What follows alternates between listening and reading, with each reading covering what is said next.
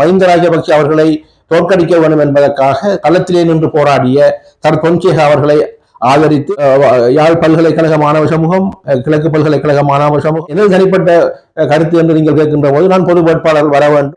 சம்பந்தனையா கூட இப்பொழுது அவர் வர முடியாமல் அல்லது அவர் மாவட்டத்திலே வர முடியாமல் தொடர்ந்து கொழும்பிலே இருக்கக்கூடிய நிலையில் தான் அவர் இருந்து கொண்டிருக்கிறார். சிங்கள அதிதீவிரவாத அல்லது போக்கு என்பது, இனவாத போக்கு என்பது இன்று வரை மாறவில்லை, மனோநிலை மாறவில்லை. புலிகளின் அனுசரணை தான் செய்யப்பட்டது. விடுதலை புலிகள் மௌனத்துக்கு பிறகு முதலாவது அந்த கட்சியில இருந்து பிரிந்தவர்கள் ஹேந்திரகுமார் பொன்னம்பலம் அவர்கள் தான். அந்த 2000 விடுதலை புலிகளுக்கு மட்டும் இருந்து விட்டால் அதில் பிரிந்தவர்கள் தமிழ் தேசிய மக்கள் முன்னணி உண்டாக்கி அதிலே ஒரு பிரிவை அவர்கள். அடுத்தது அந்த பேச்சாளராக இந்த எம்.ஏ. சுமந்திரன் அவர்கள், இந்த பொங்கலுக்கு இடையில் தீர்வு வரும், இந்த தீபாவளிக்கு இடையில் தீர்வு வரும், இந்த சித்திரைக்கு இடையில் தீர்வு வரும், அரசியல் தீர்வு கிடைக்காவிட்டால் தான் பதவியில் இருந்து அரசியலில் இருந்து ஒதுங்குவேன், பதவியை ராஜினாமா செய்வேன் என்று கூட ஜனாதிபதி தேர்தலுக்கு தொடர்ந்து அறிக்கை விடுகிறார், கதைக்கிறார், பேசுகிறார். சரியோ, அவரு அல்லது மாவை சேனாதிராச அண்ணன் இருக்கக்கூடிய சிரேஷ்ட தலைவர் என்று கூறுகின்ற CBK சிவஞானம் ஐயா அவர்கள், அடுத்தது நிர்வாக செயலாளர் என்று கூறுகின்ற குலம் நாயகம் அவர்கள் தந்தை செல்வா செய்த வழியை இவர்கள் தவறு விட்டதன் காரணமாகத்தான் இந்த பிரச்சனை வந்திருக்கிறது. இவர் முடிவெடுப்பது, அங்கிருந்து ஒரு முடிவெடுத்து இங்கு திணிப்பது என்கின்ற நாங்கள் மட்டக்களப்புக்கு வருகின்ற போது சில வேளை இங்கிருக்கின்ற தமிழரசு கட்சியை உறுப்பினர்களை சந்திக்க வேண்டும் என்றால் நாங்கள் கழித்து விட்டு பிற அங்கிருக்கிறவர்கள் சொல்கிறார் அவர்கள் மட்டக்களப்பில் என்ன கைக்காக வேண்டாம். இன்னும் நாங்கள் ஏமாறுவதற்கு தயாராக இல்லை. நாங்கள் ஏனென்றால் இப்பொழுது இருக்கின்ற இளைஞர்களுக்கு வரலாறு தெரியவில்லை, வழிகள் தெரியவில்லை. அரசியலே பலர் வடகிழக்கிலே இல்லாதவர்கள் தென்பகுதியிலே இருந்து வேட்பாளர்களாக வந்த சந்தர்ப்பங்கள் காரணமாக அவர்களுக்கும் அந்த வரலாறு தெரியாத 16வது தேசிய மாநாடு இடம்பெற்றதற்கு பிறகு மீண்டும் ஒரு புத்தெழுச்சியுடன் தமிழ் தேசிய இலங்கை தமிழரசு கட்சி வடகிழக்கிலே ஒரு எழுச்சியை பெறும் என்ற நம்பிக்கை எனக்கு இருக்கின்றது.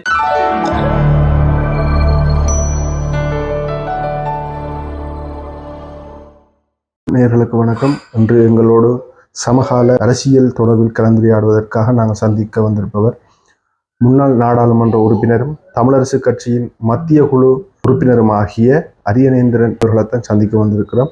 வணக்கம். ஈழத்தமிழர்களிடையே அதிகம் குழப்பமான நிலை இந்த பொது தேர்தல், அதாவது இந்த தேர்தலில் ஒரு பொது வேட்பாளரை தெரிவு செய்கிறது. இந்த பொது வேட்பாளர் என்ற பதம் பல்வேறு வகையில் விமர்சனங்களையும் முன்வைக்கப்பட்டு வருது. இதுல தமிழரசு கட்சியினுடைய நிலப்பாடு ஊகிக்கக்கூடியதாக இருந்தாலும் உத்தியோகபூர்வமாக இதுவரை வெளிப்படுத்தப்படவில்லை. உங்களுடைய நிலப்பாடு என்னவாக இருக்கிறது, அல்லது உங்களுடைய கட்சியினுடைய நிலைப்பாடு என்ன? உண்மையிலே ஜனாதிபதி தேர்தல் எதிர்வருகின்ற 3 மாதத்துக்குள் இடம்பெறும் என்ற அதுவும் ஒரு யூகமாகத்தான் இருந்து கொண்டிருக்கின்றது. ஏனென்றால் அந்த தேர்தலை 1 வருடங்கள் பிற்போட்டு நடத்துவதற்கான வாய்ப்புகளையும் இப்பொழுது ஆராயப்பட்டு வருவதாக அறியக்கூடியதாக இருக்கின்றது. எதுவானாலும் அந்த ஜனாதிபதி தேர்தல் வருமாக இருந்தால் இப்பொழுது 3 பெரும்பான்மை வேட்பாளர்கள் அவர்கள் போட்டியிடுவதாக வெளியிலே செய்திகள் வந்து கொண்டிருக்கின்றது. அதே நேரத்திலே தமிழ் பொது வேட்பாளர் ஒருவரை நிறுத்தப்பட வேண்டும் என்கின்ற ஒரு வாதமும் முன்வைக்கப்படுகின்றது. இதிலிருந்து 2 கருத்துக்கள் இருக்கின்ற போது இன்னொரு கருத்தாக இருக்கின்றது. தமிழ் தேசிய அரசியல் கட்சியில் இருக்கக்கூடிய இன்னொரு தமிழ் தேசிய மக்கள் முன்னணி அதை வளமையாக அதை பரிஷ்கரிக்க வேண்டும் என்ற கருத்தை அவர்கள் உத்தியோகபூர்வமாக அறிவித்து விட்டார்கள். தமிழ் தேசிய கட்சிகள் பரப்பில் இருக்கக்கூடிய புலட் டெலோ அது போன்ற சில கட்சிகள், IPRLF கட்சிகள் பொது வேட்பாளரை ஆதரிப்பதாக அவர்கள் உத்தியோகபூர்வமாக அறிவித்து விட்டார்கள். இலங்கை தமிழரசு கட்சியை பொறுத்த மட்டில் நாங்கள் இப்பொழுது 2 கூட்டங்கள் கூடியிருக்கின்றோம், இது சம்பந்தமாக ஆராய்ந்திருக்கின்றோம். அதிலே எதிர்வருகின்ற ஜனாதிபதி தேர்தல் இடம்பெறுமா என்கின்ற ஒரு கேள்வி இருக்கின்றது என்றும், அவ்வாறு அறிவிக்கப்பட்டதற்கு பிறகு பொது வேட்பாளர்கள் இப்பொழுது போட்டியிடுகின்றவர்களின் நிலைப்பாடுகள், வடகிழக்கு மக்களுக்கான அரசியல் தீர்வு தொடர்பாக அவர்கள் தேர்தல் விஞ்ஞாபனத்தில் எதை வைக்கப் போகின்றார்கள் என்ப விடயங்களை ஆராய்ந்ததற்கு பிற்பாடுதான் ஒரு நிலைப்பாட்டை எடுப்பது, அது பொது வேட்பாளரா அல்லது பேரினவாத வேட்பாளரா என்பதை ஆராய்வது என்பது ஒரு புறம் இருக்கின்றது. இதிலே நாங்கள் பார்க்கக்கூடிய விடயம் என்னவென்றால், முள்ளிவாய்க்கால் மௌனத்துக்கு பிறகு இப்பொழுது 15 வருடங்கள் இடம்பெற்றிருக்கின்றது.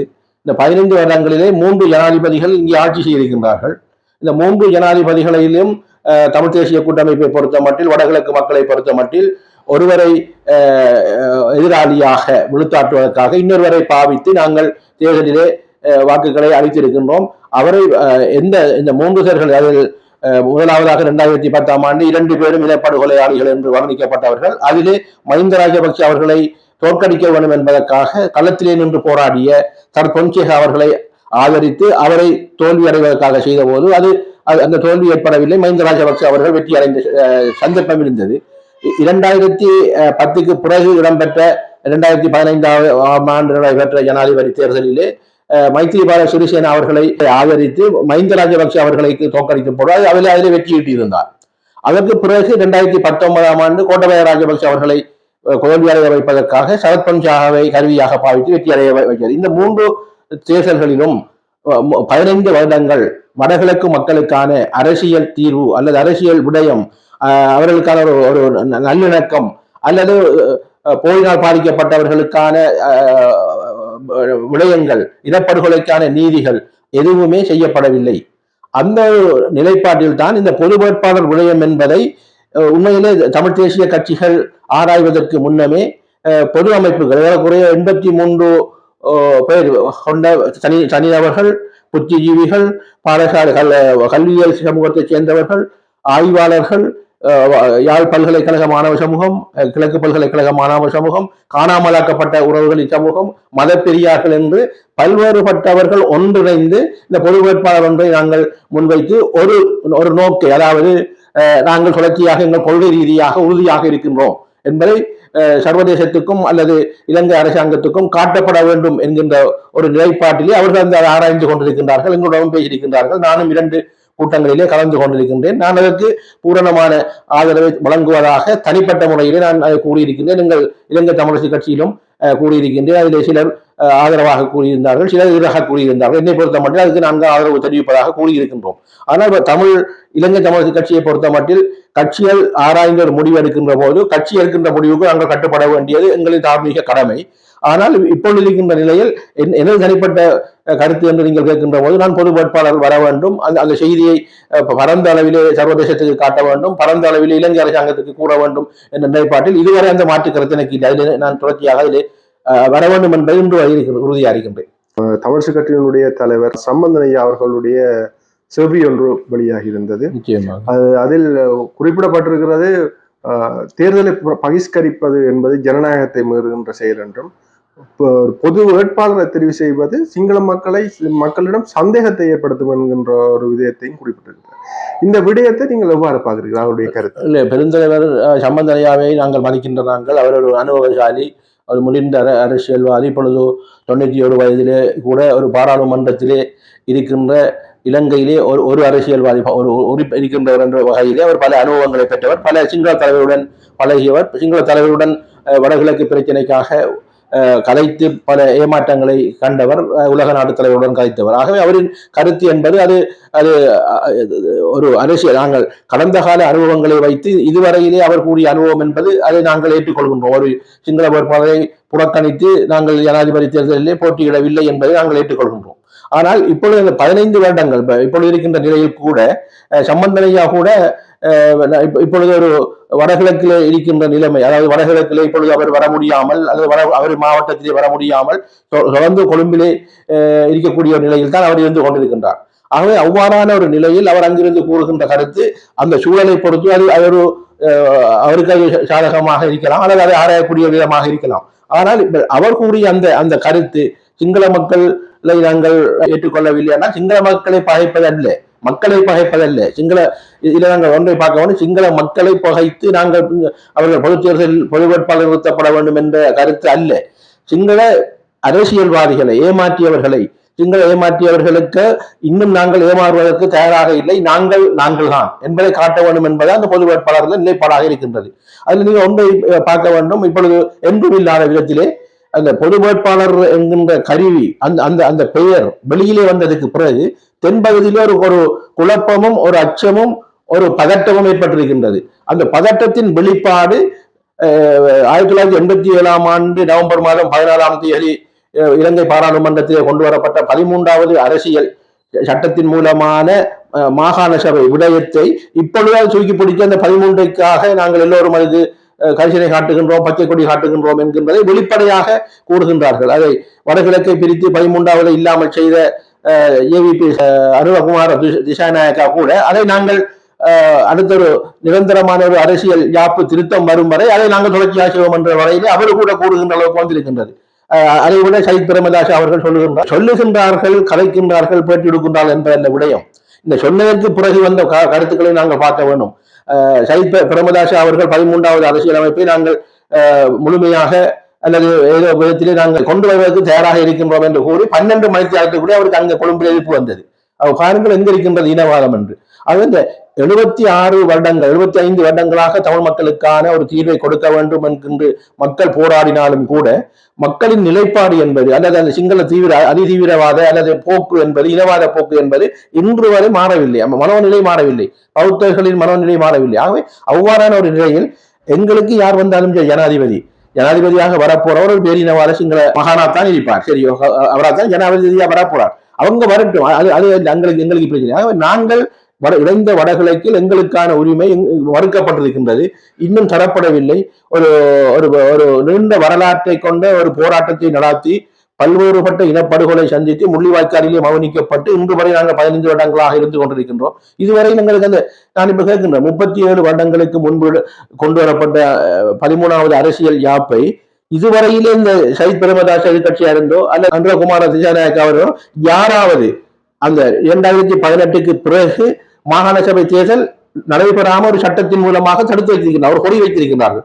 அந்த பொறியை கூட எடுத்து மாகாண சபை தேர்தலை நடத்த முடிவதற்கு பாராளுமன்றத்திலே உரையாற்ற முடியாதவர்கள், பிரேரணை கொண்டு வர முடியாதவர்கள் இப்பொழுது தேர்தலுக்காக 13ஐ தூக்கி பிடிக்கின்றார்கள் என்றால் உண்மையில் தமிழர்கள் முட்டாள்களும் அல்ல, வடகிழக்கு மக்கள் அதை ஏற்பதற்கு தயாராக இருக்கின்றார்களா என்று எனக்கு தெரியவில்லை. கிழக்கு மாகாணத்தில், அதாவது மட்டு அம்பாறை மாவட்டத்தில் தமிழ் தேசிய கட்சியினுடைய செயற்பாடு, குறிப்பாக உங்களுடைய தமிழ் தேசிய கூட்டமைப்பினுடைய செயற்பாடு எப்படி இருக்கிறது? மக்களிடையே ஒரு விமர்சனம் ஒன்று முன்வைக்கப்பட்டு வருகிறது. கிழக்கு மாகாணத்தில், அதாவது மட்டு அம்பாறை மாவட்டத்தில் தமிழ் தேசிய கூட்டமைப்பினுடைய செயற்பாடுகள் செயற்திறன் அற்றதாகவும் இதன் காரணமாக தமிழ் மக்களுடைய இருப்பு கேள்விக்குறியாகி வருவதாகவும் தெரிவிக்கப்படுகிறது. உண்மை நிலை என்ன? நாங்கள் அதில் உண்மையை பார்க்க வேண்டும் என்னவென்றால், உங்களுக்கு தெரியும் 2001ஆம் ஆண்டு தான் தமிழ் தேசிய கூட்டமைப்பு உருவாக்கப்பட்டது. அதில் நான் கிழக்கிழங்கை செய்தியாளர் சங்கத்திலிருந்து விடுதலை புலிகளின் அனுசரணை தான் செய்யப்பட்டது. அதிலே தமிழர் விடுதலை கூட்டணிதான் முதலாவது போட்டி போட்டு 2004ஆம் ஆண்டு தான் கூட்டணியின் செயலாளர் நாயகமாக இருந்த ஆனந்த சங்கரி அவர்கள் அதை வழக்கு போட்டு முடக்கியதன் நிமித்தமாக இலங்கை தமிழரசு கட்சியூடாக அந்த ஒரு எழுச்சி வந்தது. 22 பாராளுமன்ற உறுப்பினர்கள் அதில் நாங்கள் தெரிவு செய்யப்பட்டோம். விடுதலை புலிகள் மௌனத்துக்கு பிறகு முதலாவது அந்த கட்சியில இருந்து பிரிந்தவர்கள் கயந்திரகுமார் பொன்னம்பலம் அவர்கள் தான். அந்த 2000 விடுதலை புலிகளுக்கு மட்டும் இருந்து விட்டு அதில் பிரிந்தவர்கள் தமிழ் தேசிய மக்கள் முன்னணியை உண்டாக்கி அதிலே ஒரு பிரிவு ஏற்பட்டது. அதுக்கு பிறகு அவ்வாறாக வந்து இப்பொழுது 16ஆக இறுதியாக 2015 16ஆக இருந்து அந்த 16 பாராளுமன்ற உறுப்பினர்கள் தான் நல்லாட்சி அரசாங்கத்தில் ஒரு இணக்கப்பாட்டு அரசியல். இலங்கையின் 2வது தடவையாக ஒரு தமிழன் எதிர்கட்சி தலைவராக வந்த வரலாறு. முதலாவது வந்து 1977 தொகுதி வாரியான ரீதியில அமலலிங்கம் அவர்கள் அப்பாப்புள்ளி அமலலிங்கம் அவர்கள் எதிர்கட்சி தலைவராக இருந்தார். 2015ஆம் ஆண்டு வீதாசார தேர்தல் அடிப்படையிலே சம்பந்தனையா அவர்கள் எதிர்கட்சி தலைவராக இருந்தார். எதிர்கட்சி தலைவராக இருந்தாலும் கூட இணைப்பு ஆட்சியாக ஒரு இணக்கப்பாட்டு ஆட்சிக்கு கூட அவங்க வந்த முக்கிய காரணம் என்னவென்றால் ஒரு புதிய அரசியல் யாப்பை தோற்றுவித்து அதன் மூலமாக வடகிழக்கில் இணைந்த சமஷ்டி அடிப்படையிலான ஒரு தீர்வை தர வேண்டும் என்கின்ற ஒரு நிர்பந்தத்தில் ஒரு பேச்சுவார்த்தையில் அந்த இணக்கப்பாட்டின் அடிப்படையில் தான் உண்மையில் தமிழ் தேசிய கூட்டமைப்பு அதிலே சென்று அந்த ஆதரவு சில விடயங்களுக்கு கொடுத்தது. அந்த ஆதரவு கொடுத்த விடயத்தில் ஏமாற்றப்பட்டவர்கள் தமிழ் தேசிய கூட்டமைப்பு இருக்கக்கூடியவர்கள். அதில் நம்பி ஏமாந்தவர்கள் 2 பேர் தமிழ் தேசிய கூட்டமைப்பு. ஒன்று சம்பந்தனையா அவர்கள், அடுத்தது அந்த பேச்சாளராக இருந்த எம் ஏ சுமந்திரன் அவர்கள். நான் சொல்லுகின்றேன் என்றால் இந்த 2 பேரும் தான் நேரடியாக ஜனாதிபதி மைத்ரிபால சிறிசேனாவுடனும் அப்பொழுது ஜனாதிபதியாக இருந்த ரணில் விக்ரமசிங்கே அவர்களுடன் நேரடியாக பேச்சுவார்த்தை பேசி சில நம்பிக்கையை அவர்கள் கொடுத்திருந்தார்கள். அந்த நம்பிக்கையை வைத்துக்கொண்டு சம்பந்தனையா அவர்கள் மக்கள் மத்தியிலே கூறியிருந்தார், இந்த பொங்கலுக்கு இடையில் தீர்வு வரும், இந்த தீபாவளிக்கு இடையில் தீர்வு வரும், இந்த சித்திரைக்கு இடையில் தீர்வு வரும் என்ற நம்பிக்கையை மக்களுக்கு அவர் ஊட்ட வழங்கிட்டார். நம்பிக்கையை ஊட்டியதை நான் பிள்ளை என்று சொல்லவில்லை. நம்பிக்கையை கொடுத்த மைத்ரிபால சிறிசேனாவும் ரணில் விக்ரமசிங்கே அவர்களும் அவரை நம்பி அதை சொன்னபடியால் மக்களுக்கு ஒரு நம்பிக்கையேற்றி இன்றைக்கு வரும் அன்றைக்கு நாளைக்கு வரும் தீர்வு என்று அதிலே முதலாவது நாங்கள் ஏமாற்றப்பட்டோம். 2வதாக எம் ஏ சுமந்திரன் அவர்களையும் அவர்கள் ஏமாற்றியிருந்தார். என்னவென்றால் அரசியல் தீர்வு கிடைக்கும் என்று சுமந்திரனும் பல இடங்களிலே பேசியிருந்தார். இறுதியாக அவர் கூறுகின்ற போது 2018 என்று நினைக்கின்றேன், இந்த அரசியல் தீர்வு கிடைக்காவிட்டால் தான் வந்து பதவியில் இருந்து அரசியலில் இருந்து ஒதுங்குவேன், பதவியை ராஜினாமா செய்வேன் என்று கூட கூறியிருந்தார். அப்படியான கூட்டை பார்க்கின்ற போது மக்களுக்கு ஒரு நம்பிக்கை ஏற்பட்டது. நம்பிக்கை ஏற்பட்டு 2007 வரும் என்றால் அதுல என்ன நடந்ததுனால் இறுதியாக இவ்வாறான இதெல்லாம் விடயங்களை கொண்டு எக்கராட்சி என்றதும் சமஷ்டி என்றதும் பேசி கூறி அதில் வெட்டி கழிச்சு எடுத்து மீதியை கொண்டு பாராளுமன்றத்தில் நிறைவேற்றுகின்ற போதுதான் கடும் துரோகத்தை செய்தார் மைத்திரிபால சிறிசேனா அவர்கள். பாராளுமன்றத்தில் திடீரென்று கலைத்தார். அதனுடன் அது ஸ்தம்பிதம் அடைஞ்சது. ஆகவே இந்த மக்கள் மத்தியில் அந்த அதிருப்தி என்பது அதுல செய்யக்கூடிய விடயங்கள் ஒன்றும் செய்யவில்லை. கம்பரலியா ரோட்டு போட்டது விடயம் இருக்கின்றது, அபிவிருத்தி கொடுக்கப்பட்டது, வேலை வாய்ப்பு கொடுக்கப்பட்டது, வீட்டு திட்டம் கொடுக்கப்பட்டது, பல கோடி ரூபாய் நிதிகள் ஒதுக்கீடுகள் செய்யப்பட்டது இவர்கள் ஊடாக. அடுத்து அபிவிருத்தி குழு தலைவர் பதவி கொடுக்கப்பட்டது. அதெல்லாம் சரி. ஆனால் செய்யக்கூடிய கல்முனை வடக்கு பிரதேச செயலகம் தரம் உயர்த்தவில்லை. அதை செய்திருக்கலாம். அடுத்த இப்பொழுது மேய்ச்சல் தரை பேச்சு பார்த்திருப்பீர்கள். மயிலத்தமடு, மாதவனை, கெவுலியாமடு மேய்ச்சல் தரையை ஒரு வர்த்தமானி பிரசுரம் செய்து அதை ஒரு அங்கீகாரம் எடுத்திருக்கலாம். அது செய்யப்படவில்லை. காணாமல் போன மக்கள் தொடர்ச்சியாக கூக்குரல் விட்டுக் கொண்டு ஆர்ப்பாட்டம் செய்து கொண்டிருக்கின்றார்கள். அவர்கள் கேட்கின்றது என்னென்றால் தங்களுக்கு என்ன நடந்திருந்தால் அவர்கள் நிவாரணம் கேட்கவில்லை. இனப்படுகொலை செய்யப்பட்டிருக்கின்றது, இனப்படுகொலைக்கு இன்னென்ன சாட்சி இருக்கின்றது, அதை ஏற்றுக்கொள்ளுங்கள். ஏற்றுக்கொண்டு சொன்னால் அடுத்தது விடுறோம், அல்லது அதுக்கு என்ன நடந்தது காட்டுங்கள் என்று அதுக்கு வந்து அழுத்தம் கொடுக்கப்படவில்லை. இவ்வாறான இந்த பொது விடயங்கள் அடுத்தது இந்த இப்பொழுது ஜனாதிபதி வேட்பாளராக சயித் பிரேமதாஸ் அவர்கள் அப்பொழுது அமைச்சராக இருந்தார். நான் உள்நாட்டு வீடமைப்பு அதிகாரி என்ற அமைச்சராக இருந்து அவர் என்ன செய்கிறாருன்னா வீடுகளை கொஞ்சமா காட்டி போட்டு 1000 பாஞ்சாலைகளை வடகிழக்கில் அமைப்பதற்கான ஒரு பிரேரணையை கொண்டு வரார். பாராளுமன்றத்தில் நிறைவேற்றுகிறார். அதை எங்கள் தமிழ் தேசிய கூட்டமைப்பு எதிர்க்கவில்லை என்கின்ற இவ்வாறான அந்த செய்யக்கூடிய அபிவிருத்தி வேலை வாய்ப்புகளை விட மக்களுக்காக செய்யக்கூடிய எதிர்க்கக்கூடிய விடயங்களை செய்யவில்லை என்கின்ற தாக்கம் தான் எங்களுக்கு 2020ஆம் ஆண்டு 10 சடாரண்டு 6 குறைஞ்சு 10 ஆகினது. சரி, 16ல் 6 போய் 10 ஆகிறது. அந்த நிலைப்பாட்டில் எங்களுக்கு இப்ப மட்டக்களப்பில் தெரிவு செய்யப்பட்ட 2 பேர் அம்பாறைக்கு நாங்கள் ஒரு தேசிய பட்டியலை கொடுத்தோம். கிழக்கு மாநிலத்தை பொறுத்தவரை அடுத்து எங்களுக்கு சம்பந்தனையாக சில உடல்நிலை தளம்பல் காரணம் வர முடியவில்லை. இந்த அதிருப்தியை இங்கே இருக்கின்ற ஏனைய அரசியல் கட்சிகள் எங்களுக்கு எதிராக பிரச்சாரம் செய்கின்றார்கள். அதுதான் இந்த அதிருப்திக்கான காரணமும் அதை நாங்கள் ஈடு செய்யக்கூடியவராக இருக்கப்பட வேண்டும் என்கின்ற விடயத்தை நானும் ஏற்றுக்கொள்ள அதில் அதிருப்தி இருக்கின்றது. ஆகவே இதை நாங்கள் எதிர்காலத்திலே நிவர்த்தி செய்ய உதவும் என்கின்ற நம்பிக்கை எங்களுக்கு இருக்கின்றது. அதில் இன்னொரு காரணம் வந்தது, தமிழ் தேசிய கூட்டமைப்பில் எங்களுக்கு 2023ஆம் ஆண்டு உள்ளூராட்சி சபை தேர்தல் வந்த போது தேர்தல் காரணங்களாக, அதாவது இந்த நடைமுறை தேர்தல் 2018ஆம் ஆண்டு அறிமுகப்படுத்தப்பட்ட உள்ளூராட்சி சபை தேர்தல் சட்ட மூலத்திலே அந்த வீதாசார தேர்தல் நடைமுறை இல்லை. அந்த நடைமுறை இல்லாததன் காரணமாக அந்த நடைமுறையின் மூலமாக நாங்கள் எந்த ஒரு சபையும் நாங்கள் 2018ஆம் ஆண்டு அறுதி பெரும்பான்மையாக நாங்கள் கைப்பற்றவில்லை. அதை ஈடு செய்வதற்காக நாங்கள் 2023 எங்கள் இருக்கின்ற டெலோ தனிய புலட் தமிழக கட்சி தனியை கேட்டு வெண்டத்துக்கு பிறகு ஒரு கூட்டு அரசாங்கத்தை அமைக்கலாம் என்ற ஒரு கொள்கையை நாங்கள் இலங்கை தமிழக கட்சி மூலமாக கொண்டு வந்த போது அதை எங்களுடைய இந்த பங்காளி கட்சிகள் இருவரும் ஏற்றுக்கொள்ளவில்லை. டெலோவும் புலட்டும் அவர்கள் அதில் பிரிந்து அவர்களும் தனிய ஒரு வேட்புமனுவை கலப்பு முறை தேர்தல், அதாவது உள்ளூராட்சி சபையில் கலப்பு முறை தேர்தல் முறையில் இவ்வாறு செய்வோம் என்ற ஒரு ஆலோசனை நாங்கள் முன்வைத்த போது அதையும் ஒரு பாதகமான நிலையாக வந்து 2 கட்சியாக கொண்டு பிரிந்து தமிழ் தேசிய கூட்டமைப்பும் சிதறி இருக்கின்றது. ஆகவே இதை ஒற்றுமைப்படுத்தி எதிர்வருகின்ற 2025ஆம் ஆண்டு தேர்தலிலே நாங்கள் செய்யக்கூடிய ஒரு வேலை திட்டத்தை செய்ய வேண்டும் என்பதிலே நாங்கள் ஒத்த கருத்தாக இருக்கின்றோம். தமிழரசு கட்சியினுடைய தலைமை போட்டி, இந்த தலைமை போட்டி வரலாற்றில் இல்லாத அளவு இம்முறை நீதிமன்றத்தையும் சென்றடைந்திருக்கிறது. இந்த தமிழரசு கட்சியினுடைய தலைமை போட்டி தொடர்பில் உங்களுடைய நிலைப்பாடு என்ன? அங்க நடப்பதுதான் என்ன? உண்மையில் இலங்கை தமிழரசு கட்சியை பொறுத்த மட்டில் 75 டிசம்பர் 18 வந்தால் நாங்கள் பவள விழா காண்ற ஒரு ஆண்டு. இப்பொழுது இந்த மாநாடு நடத்தப்பட வேண்டியது ஜனவரி மாதம் 27ஆம் தேதி நடத்தப்பட வேண்டியிருந்தது. கட்சியின் ஜாப்பின்படி ஒரு தலைவர் தெரிவுக்காக வேட்புமனு கோருவது என்பது இருக்கின்றது. ஒரு வேட்புமனு கோரப்பட்டு 3 வாரத்துக்குள்ளால் அவர் திரும்பவும் அதிலிருந்து ஒரு ஆள் பதவி இல்லை நான் கேட்கவில்லை என்றதுக்கு பிறகு ஒரு வாரத்துக்கு பிறகு அதை தேர்தல் நடத்தலாம் என்ற விதி உப விதியில் இருக்கின்றது. ஆனால் இதுவரையிலே அந்த எந்த ஒரு என்ன பொறுத்த மட்டில் 8 தலைவர்கள் இருந்திருக்கின்றார்கள். 16 தேசிய மாநாடு இடம்பெற்றிருக்கின்றது. 8 தலைவர்கள் தான் மாறி மாறி இருந்திருக்கின்றார்கள். 16 தேசிய மாநாடு நடந்திருக்கிறது. தந்தை செல்வா தொடக்கம் கடைசியாக இருந்த மாவீரன் என்பதையும் எந்த ஒரு தெரிவும் வந்து இணக்கப்பாட்டு அடிப்படையில் பேசி ஒரு தலைவரை தெரிவு செய்ததுதான் வரலாறாக இருந்தது. ஆனால் இந்த முறைதான் அந்த நிலைமை மாற்றப்பட்டு வேட்புமனு தாக்கல் செய்ததுக்கு பிறகு வேட்புமனு தாக்கல் செய்யப்பட்டாலும் பரவாயில்லை. என்னை பொறுத்த மட்டும் வேட்புமனு தாக்கல் செய்யப்பட்டால் அந்த தெரிவை ஒரு மண்டபத்திலே அழைத்து அந்த பொதுச்சபை உறுப்பினர்களுக்கு முன்னால் இருவரையோ அல்லது மூவரையோ அல்லது வேட்பாளர்களை பேச வைத்து 5 வீதத்துக்கு பிறகு நீங்கள் விமலாக்களுக்கு வாக்களியுங்கள் என்று கூறியிருந்தாலும் கூட இவ்வாறான ஒரு பிரச்சனை ஏற்பட்டிருப்பார் என்ற இரண்டாவது கருத்து. ஆகவே இந்த விடயங்களை செய்கின்ற போது இந்த ஒரு எதிரும் புதிருமான பிரச்சாரங்களை 8 மாவட்டங்களுக்கும் 2 வேட்பாளர்கள் என்று கூறுகின்றவர்கள் செய்தால் அந்த பிரச்சாரம் செய்து அந்த வாக்களிப்பு இடம்பெற்றது. வாக்களிப்பிலே கௌரவ ஸ்ரீதரன் அவர்கள் தலைவராக தெரிவு செய்யப்பட்டார். சுமந்திரன் அவர்கள் அதிலே தெரிவு செய்யப்படவில்லை. அந்த நிலையில் அன்றே அவர்கள் 2 பேரும் கையை பிடித்து நாங்கள் தொடர்ச்சியாக ஒரு ஒற்றுமையாக அதை நாங்கள் வருவோம் என்று கூறியிருந்தார்கள். கூறியதற்கு பிறகு 27ஆம் தேதி இடம்பெற்ற தெரிவிலே அந்த தெரிவுகளிலே இடம்பெற்ற ஒரு முரண்பாடு காரணமாக அதை ஒரு நிலைப்பாட்டுக்கு வரவில்லை. அதிலே 21ஆம் தேதி எடுத்து ஒற்றுமை என்று கூறிய அதே நபர்கள் அதே பிரதிநிதிகள் 27ஆம் தேதி அதை ஒற்றுமையாக கொண்டு வர முடியவில்லை. அவர்களே தாங்களே உரிமை கோரினார்கள். 2 அணியை ஒன்றாக்குவதாக இருந்தால் தனக்கு பொதுச் செயலாளர் பதவி தர வேண்டும் என்று அதிலே தலைவராக போட்டியிட்ட இன்னொரு சுமந்திரன் அவர்கள் கூறியிருந்தார். அவரை அதில் உறுதிப்படுத்துகின்றார் 2 அணி என்ற ஒரு விடயத்தை அதில் அவர் உச்சரித்திருந்தார்.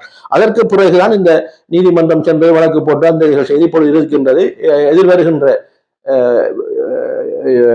7ஆம் மாதம் அடுத்த மாதம் 19ஆம் தேதி இந்த வழக்கு இருக்கின்றது. நாங்கள் அதுக்கு இடையிலே 3 கூட்டங்கள் மத்திய குழுவிலே கூடியிருக்கின்றோம். ஒரு ஒற்றுமையின் அடிப்படையிலே ஒரு இணக்கப்பாட்டின் அடிப்படையிலே அதை வர வேண்டும் என்பதில் அதில் இப்பொழுது அந்த வழக்காளியிலே இருக்கக்கூடியவர்கள் அடுத்த எதிராளியாக இருக்கக்கூடியவர்கள் அதில் இருக்கக்கூடிய சட்டத்தரணிகள் அவர்களுடன் பேசி ஒரு இணக்கப்பாட்டுக்கு வரும் என்று நான் நினைக்கின்றேன். வழக்கு தொடுநர்களாக இருப்பவர்கள் சுமந்திரன் அவர்களுடைய ஆதரவாளர்கள் என்று சொல்லப்படுகிறது. திரு சுமந்திரன் அவர்கள் கூறுகிறார் தனக்கும் இந்த வழக்கு விடயங்களுக்கும் தொடர்பு இல்லை என்று. அண்மையில் ஒரு தமிழரசு கட்சியுடைய மத்திய குழு கூட்டம் நேற்று இடம்பெற்றிருக்கிறது. தலைமைத்துவத்தினுடைய போட்டி தொடர்பில் அங்கு ஏதேனும் கதைக்கப்பட்டதா? இதுல என்னவென்றால் வழக்கு சம்பந்தமான விடயத்தை நாங்கள் பொது வழியிலே கலைக்கக்கூடாது என்ற ஒரு விதி ஒன்று இருக்கும். உண்மையிலே இந்த 2 அணி என்று கூறுகின்ற போது 2 அணியிலே இருக்கிறவர்கள் உங்களுக்கு தெரியும், எல்லோருக்கும் தெரியும். வென்றவர் என்பது ஸ்ரீதரன் அதில் வெற்றி பெற்றார். அதில் விடுபட்டவர் சுமந்திரன் அவர்கள். அப்ப விடுபட்டவர்களை சேர்ந்தான் வழக்கு போட்டால் அது எல்லோருக்கும் தெரிஞ்ச விடயம். அதிலே நாங்கள் பல முறை அதை வழக்கு போடும் போதே நாங்கள் அதில் விவாதித்திருக்கின்றோம். ஆகவே அந்த அடிப்படையில் தான் இப்பொழுது சரியோ பிழையோ இருவரும் வழக்கு போட்டிருக்கின்றார்கள். எல்லோருமே அதில் மத்திய குழுவில் இருக்கின்ற ஒருவரும் வழக்கு போட்டிருக்கின்றார். அடுத்தது பொது கட்சி சும்மா சாதாரண உறுப்பினரும் வழக்கு போட்டிருக்கின்றார். அது கட்சியை பொறுத்த மட்டில் ஒரு அரசியல் கட்சிக்கு ஒரு வாக்காளரும் கூட வழக்கு போடலாம். அதுல எந்த மாற்று கருத்தும் இல்லை. ஆனால் அந்த உபவிதி சம்பந்தமாக இப்பொழுது வழக்கு போட வேண்டிய ஒரு காரணம் வந்தது உண்மையிலே இந்த தேர்தல் முறைதான். இந்த தேர்தலை நாங்கள் செய்தபடியால் உங்களுக்கு தெரியும். நான் இன்னொன்று சொல்ல வேணும். இறுதியாக தந்தை செல்வா இருக்கக்கூட நாங்கள் 1973ஆம் ஆண்டு ஒரு கூட்டம் இடம்பெற்றது. அப்பொழுது நாங்கள் சின்ன படியெல்லாம் 16 வயது நினைக்கிறேன் நான் கேள்விப்பட்டது. அப்பொழுதும் தலைவர் தெரிவுக்கான ஒரு போட்டி ஏற்பட்டிருக்கிறது. 2 பேர் அதிலே செல்லையா ராஜதுரை அவர்களுக்கும் அப்பா புள்ளி அமுதலிங்கம் அவர்களுக்கும் அந்த விண்ணப்பத்தை கொடுத்த அந்த உபவிதிப்படி 2 பேரும் நாங்கள் போட்டியிட வேண்டும் என்றதை அடம் பிடித்துக் கொண்டிருக்கிறார்கள். தந்தை செல்வா அவர்கள் இருவரையும் பேசி அதை ஒருவரை விட்டுக் கொடுங்கள் என்று விட்டுக் கொடுத்தா அமுதலிங்கம் அவர்கள் தலைவராக வந்த வரலாறு இருக்கின்றது. இப்ப நான் என்ன சொல்லுகின்றேன் என்றால் நான் சொல்லிக்கிறேன் பல இடத்தில் இதையும் இப்பொழுது இப்பொழுது இப்ப பெருந்தலைவர் என்று கூறுகின்ற எங்களுடைய சம்பந்தனையா இப்பொழுது இந்த ஜனாதிபதி தேர்தலுக்கு தொடர்ந்து அறிக்கை விடுகிறார், கதைக்கிறார், பேசுகிறார். சரியோ, அவரு அல்லது மாவை சேனாதிராச அண்ணன் இருக்கக்கூடிய சிரேஷ்ட தலைவர் என்று கூறுகின்ற CBK சிவஞானம் ஐயா அவர்கள், அடுத்தது நிர்வாக செயலாளர் என்று கூறுகின்ற குலம் நாயகம் அவர்தான் எங்களுக்கு வழிகாட்டி அளிக்கிறார்கள். அடுத்தது பொருளாளராக இருக்கக்கூடிய கணேசவர் ஐயா அண்ணன் அவர்கள். அப்ப இவர்கள் தான் இந்த மூத்த உறுப்பினர்களாகவும் வயது முதிர்ந்தவர்களாகவும் அனுபவசாலிகளாகவும் இருக்கின்றனர். அவர்கள் 2 பேர் போட்டி போட போகின்றார்கள் என்றால் இருவரையும் தனிமையில் எடுத்து கலைத்து பேசி ஒருவர் விட்டுக் கொடுங்கள் என்ற இதை செய்திருக்கலாம். தந்தை செல்வாவில் இருந்து வளர்ந்தவர்கள் தந்தை செல்வா செய்த வழியை இவர்கள் தவறு விட்டதன் காரணமாகத்தான் இந்த பிரச்சனை வந்திருக்கிறது. ஆகவே அதில் இனி நாங்கள் அதை நின்று கொண்டு செல்ல முடியாது. அது என்ற குறிப்பு இப்பொழுது எல்லோரும் அதை நாங்கள் நேற்று ஒற்றுமையாத்தான் அந்த கூட்டங்கள் கலந்துரையாடல்கள் கருத்து வேறுபாடுகள் ஒரு ஆலோசனை நடக்கின்ற போது வாத பிரதிவாதங்கள் வரும். அதுதான் ஜனநாயக கட்சியான முறைமை. அது எங்கள் தமிழக கட்சியிலே நியாயமா இருக்கின்றது. ஜனநாயகம் தான் ஒருவர் கதைப்பது பேசுவது. ஆனால் கூட்ட முடியக்குள் நாங்கள் எல்லாரும் ஒற்றுமையாத்தான் வந்து நாங்கள் வருகின்றது பலம் இருக்கின்றது. ஆகவே அந்த சில வாத பிரதிவாதங்கள் வரும். சில ஊடகங்களிலே பல மாறுபட்ட கருத்துக்கள் வரும். ஆனால் அதுக்காக கட்சியில் இருந்து நாங்கள் அதுதான் பிரச்சனை என்ற விலகுவதால் அந்த நிலைமை ஏற்படாது. தொடர்ச்சியாக கட்சியை ஒரு தேர்தல் வருகின்ற போது ஒற்றுமையாக கொண்டு வர வேண்டும் என்பது நிலைப்பாடு. மிக அண்மைய நாட்களில் தென்னிலங்கையில் இருந்து, அதாவது குறிப்பாக இம்முறை ஜனாதிபதி தேர்தலில் போட்டியிடக்கூடியவர்கள் கருதப்படுபவர்கள் தமிழரசு கட்சியினுடைய முக்கியஸ்தர்களை சந்தித்திருந்தார்கள் யாழ்ப்பாணத்தில் வைத்து. இந்த கலந்துரையாடல்களில் கிழக்கு மாகாணத்தைச் சேர்ந்த தமிழரசு கட்சியினுடைய முக்கியஸ்தர்கள் அழைக்கப்படவில்லை அல்லது கலந்து கொள்ளவில்லை. திட்டமிட்டு கிழக்கு மாகாணத்தைச் சேர்ந்த கிழக்கு மாகாணம் புறக்கணிக்கப்படுவதாக இங்கிருந்து சில குரல்கள் வெளிவந்து கொண்டிருக்கிறது. அது செயலாளர் பதவியில இருந்து பல்வேறு காலகட்டங்களில் இந்த குரல் வெளிவந்து கொண்டிருக்கிறது. இது தொடர்பில் இவ்வாறான புறக்கணிப்பு தமிழரசு கட்சிக்குள் இருக்கிறதா? இல்லை, இதுல உண்மையில் என்னவென்றால், இப்ப இது எனக்கு உங்கள்கிட்ட கேட்டது போன்ற எனக்கிட்டையும் இங்க மட்டக்களப்பில் இருக்கிறவர்கள், அம்பாரில் இருக்கிறவர்கள், எங்கள் கட்சியாக்கள், கட்சிக்கு அப்பாற்பட்டவர்கள், ஆசிரியர்கள், அதிபர்கள் என்று பல பேர் அந்த சந்திப்பை பார்த்துவிட்டு இந்த 4 பேர் தானா முடிவெடுப்பது, அங்கிருந்து ஒரு முடிவெடுத்து இங்கு திணிப்பது என்கின்ற ஒரு பிரதேசவாத கருத்து அதை தூண்டிக் கொண்டிருக்கின்றவர்கள் இங்கே பிரதேசவாதம் செய்கின்ற அரசியல் கட்சியால் தூண்டுகின்றது. அதுல உண்மையிலே நாங்கள் பார்க்க வேண்டும் என்னவென்றால், இவர்கள் திட்டமிட்டு இவர்களை அழைத்து சந்திக்கவில்லை. இப்பொழுது அந்த மாவட்டத்துக்கு ஒரு ஒரு பிரதிநிதி வருகின்ற போது, அது ஜனாதிபதியாக இருக்கலாம், எதிர்கட்சி தலைவராக இருக்கலாம், போட்டியிடுகின்ற வருகின்ற போது ஒரு கௌரவமான முறையிலே அங்க இருக்கின்ற அரசியல் கட்சியாக இருக்கின்ற எங்களை மட்டும் சந்திக்கவில்லை, அவர்கள் வேறு கட்சிகளை சந்தித்திருக்கிறார்கள்.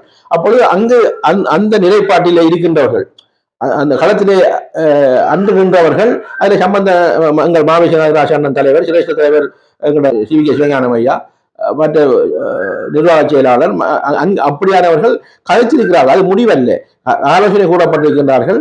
இருவருமே அந்த 13வது அரசியல் யாப்பை தருவதாக, அதை அமல்படுத்துவதற்கு ஆலோசிப்பதாக கூறியிருக்கின்றார்கள். இதில் இருக்கிற வெற்றி என்னவென்றால், இந்த நீங்க ஏற்கனவே கேட்ட கேள்வி, பொது வேட்பாளர்கள் என்கின்ற விடயத்தை ஒரு பெரிய ஒரு விடயமாக பார்க்கப்படுகின்ற போது அவர்களுக்கு ஒரு அச்ச நிலைமை ஏற்பட்டிருக்கின்றது. தமிழ் மக்கள் வாக்கு சிதறப் போகின்றது. ஆகவே அரசியல் தீர்வு கொடுக்கப்பட வேண்டும் என்கின்ற ஒரு எண்ணப்பாடு அதில் தோற்றுவிக்கப்பட்டிருக்கின்றது. அந்த தோற்றத்தின் வெளிப்பாடு தான் இலங்கை தமிழரசு கட்சியை கண்டு கலைத்தது. அதிலே வந்து பார்க்கின்ற போது ஒரு பிரதேச வேறுபாடு பிரதேச வேறுபாடாக தெரியும். ஆனால் முடிவெடுக்கப்படவில்லை. அவர்கள் கலைத்தவர்கள். நாங்கள் மட்டக்களப்புக்கு வருகின்ற போது சில வேளை இங்கிருக்கின்ற தமிழரசு கட்சியை உறுப்பினர்களை சந்திக்க வேண்டும் என்றால் நாங்கள் கலைத்து விட்டு அங்கிருக்கிறவர்கள் சொல்கிறார், அவர்கள் மட்டக்களப்பில் என்ன கலைக்க வேண்டாம். அப்படி பிரதேசவாதத்தை வளர்ப்பவர்கள் கலைப்பார்கள். அதை நாங்கள் பெரிதாக எடுக்க வேண்டிய அவசியம் இல்லை. தமிழ் தேசிய கூட்டமைப்பினுடைய தமிழரசு கட்சியினுடைய செயற்பாடுகள், செயற்திறன் எதிர்காலத்தில் கிழக்கு மாகாணத்தில் விஸ்தரிக்கப்படுமா? உங்களுடைய கட்சியினுடைய செயற்பாடுகள், திட்டமிடல்கள் ஏதாவது இருக்கிறதா? இல்லை, உண்மையில் எங்களுக்கு திட்டம் ஏற்கனவே கௌரவ சிவஞானம் ஸ்ரீதரன் அவர்கள் 6 மாதத்துக்கு மேலே இப்போ தெரிவு செய்யப்பட்டிருந்தால், நாங்கள் 6 மாதத்துக்கு மேலே நாங்கள் அதுக்கு மேலே நாங்கள் ஒரு திட்டம் ஒன்று நாங்கள் இல்லை ஸ்ரீதரன் வைத்திருக்கிறார். நாங்கள் பத்தியில் தொடக்கம் பொலிகண்டி வரையும் கிராம ரீதியாக இளைஞர்களை வழிப்படுத்தி மகளிர் அணி, இளைஞர் அணி, மக்களை திரட்டி மக்கள் சக்தியாக ஒரு தமிழ் தேசிய அறைய ஒரு பேரெழுச்சியை நாங்கள் கொண்டு வர வேண்டும். அதுக்கு கருத்தரங்கள், அடிமட்டத்திலிருந்து கருத்தரங்களை கொண்டு செல்ல வேண்டும். அதிலிருந்து அரசியலை வழிப்படுத்த வேண்டும். ஏனென்றால் இப்பொழுது இருக்கின்ற இளைஞர்களுக்கு வரலாறு தெரியவில்லை, வழிகள் தெரியவில்லை, அதிகமாக இங்கே வாழவில்லை. சரியோ, அரசியலே பலர் வந்து வடகிழக்கிலே இல்லாதவர்கள் தென்பகுதியில இருந்து வேட்பாளர்களாக வந்த சந்தர்ப்பங்கள் காரணமாக அவர்களுக்கும் அந்த வரலாறு தெரியாத காரணத்தினால் அவர்களும் மற்றவர்களுக்கு அதை கூறி கொடுக்க வேண்டிய சந்தர்ப்பத்தை கொடுப்பதில்லை. ஏனென்றால் ஒரு அரசியலிலே மிக முக்கியமாக இருக்கின்ற பங்கு என்னவென்றால், அரசியல் கட்சியை வழிநடத்துகின்றவர்கள், அதை வழிநடத்துகின்ற போது பாராளுமன்ற உறுப்பினர்களாக வருகின்றவர்களும் சில பங்களிப்புகளை செய்கின்ற போது அந்த மக்களை வழிபடுத்தக்கூடிய நிலையிலே அதை மாற்றப்பட வேண்டும். ஆகவே நாங்கள் நிச்சயமாக அதை இந்த வழக்குகள் முடிவிட்டு அடுத்த 17வது தேசிய மாநாடு எப்ப நடக்கு என்று தெரியாது. 14வது தேசிய மாநாடு இடம்பெற்றதற்கு பிறகு மீண்டும் ஒரு புத்தெழுச்சியுடன் இலங்கை தமிழரசு கட்சி வடகிழக்கிலே ஒரு எழுச்சியை பெறும் என்ற நம்பிக்கை எனக்கு இருக்கின்றது. நான் தொடர்ச்சியாக அதுக்காக நாங்கள் பாடுபடுவோம். இதுவரை நேரமும் எமது நேயர்களுக்காக தன்னுடைய பொன்னான நேரங்களை ஒதுக்கி கருத்துக்களை வழங்கிய முன்னாள் நாடாளுமன்ற உறுப்பினரும் தமிழரசு கட்சியினுடைய முக்கியஸ்தருமான அரியநேந்திரன் ஐயா அவர்களுக்கு நன்றி கூறி விடைபெறுகின்றோம். நன்றி ஐயா. நன்றி, வணக்கம்.